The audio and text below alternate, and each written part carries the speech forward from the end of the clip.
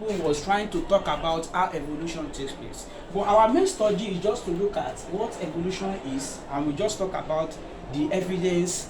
What are the evidence? What are the main theory that supports that evolution has taken place? Now, what is organic evolution? By definition, we say organic evolution is defined as the sum total of all adaptive changes. As the sum total of all adaptive changes that have taken place over a long period of time, resulting in diversity of structure, forms, and complexity in living organisms. Say, I want to write it for you. Let's write it. Say, organic evolution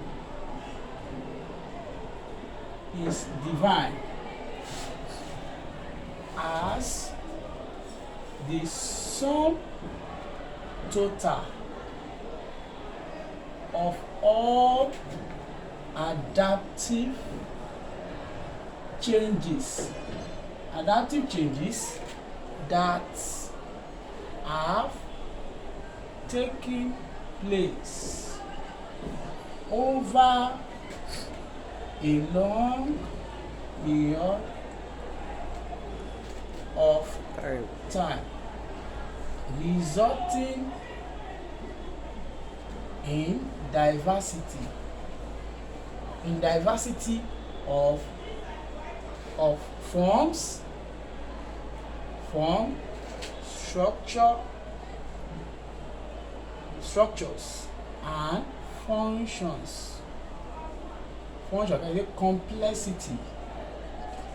Complexity in living organisms. That's what we call adaptation. That we call organic evolution.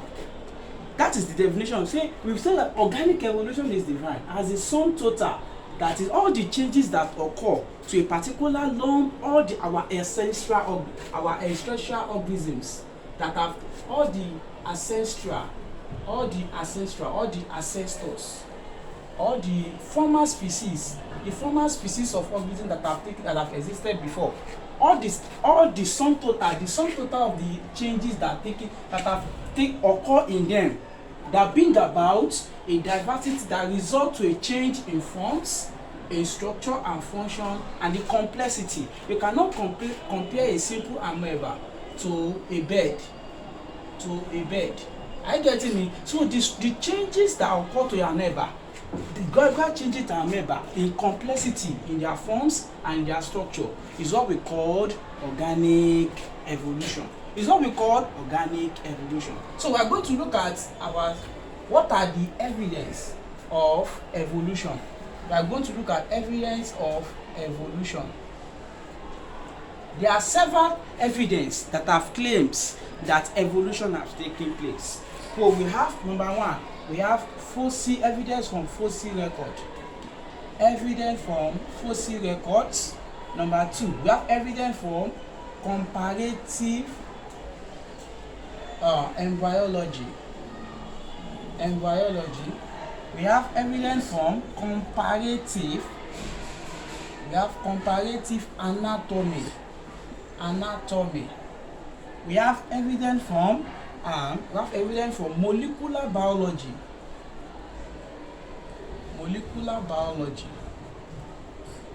We have evidence from biochemical, which is still talking about molecular.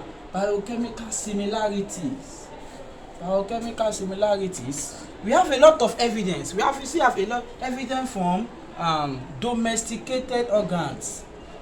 Domesticated animal.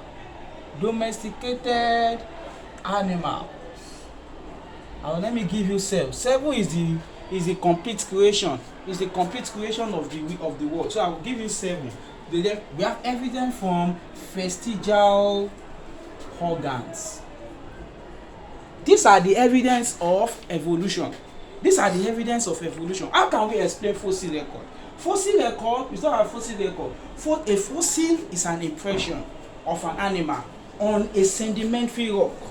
A sedimentary rock. If you look at some animals that have existed for a particular long period of time, their remains, their dead bodies are imprinted like imprints on a rock. So scientists always look for this impression and then arrange it in their geological age, and then detect the age of the fossil by a particular special technique that we call radioisotope dating. We call it radioisotope dating. So we detect the age of the fossil record, and then we now compare the relationship between one fossil to another fossil, and then we now look at a relationship. The relationship between that time will give us a sense that evolution has taken place. The particular organism they long ago that we call Archeopterynx. We call it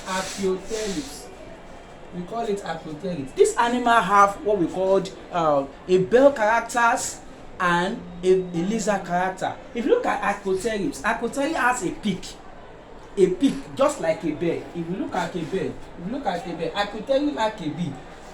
And if you look at Archeopterynx, it has a wing just like a bird. And if you now look at the special things that a lizard have, just like this Archeopterynx, all lizard will have a tail. This Archeopterynx now have a tail. It has a dry scale on its body. It has a dry scale. So it shows, this Archeopterynx shows a lineage between the reptiles and the belt. It is evident that evolution has taken place. We have comparative anatomy. All embryo, a biology is the study of embryo. If you compare the embryo of all vertebrates organisms, like the vertebrate, the mammals, the bells, the amphibians, the reptilians, the reptiles, the embryo, the young stage of that baby, the embryo, they always look alike. Some of them have tails. They have tails that are similar, and they have gill slits. They are similar. And the other at anatomy is talking about the structure of the physical body, the physical structure of all animal. Now, if you compare all vertebrate also, if you look at vertebrate animal, the mammals, the apes, the pisces, if you look at all our body physique, all our structure. If you look at the mammal, for example, and take a particular, take a mammals, and take a reptile. If you look at the physical structure of our, if you look at, now let's look at our limb. If you look at the limb of a mammal and compare the limb compare it with the limbs of a reptile, you know that they follow a particular arrangement that we call pentadactyl arrangement. We follow a particular arrangement called pentadactyl limb plan or limb arrangement. We call pentadactyl limb plan or pentadactyl arrangement. So it gives us a sense that evolution has taken place. Molecular biology, same thing. And then we have biochemical similarities. The DNA of all living organisms are the same. Molecular domesticated organs, bells, dogs are being domesticated. They are supposed to exist in the wild, but now they are with us. Then we have domesticated organs. There are some organs that are not playing particular functions in some animal, but they exist in that animal. But we can link it to other animals that have them.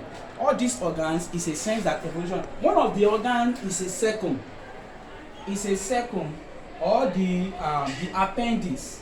The appendix in human being is a kind of vestigial organ that gives a kind of relationship that all human beings are related to some herbivorous animals that have secum and appendix. I hope you enjoyed this video. You can subscribe to our tutors on the YouTube Wayne Tutor. Please enjoy and learn it at your little time. Please, may God bless you.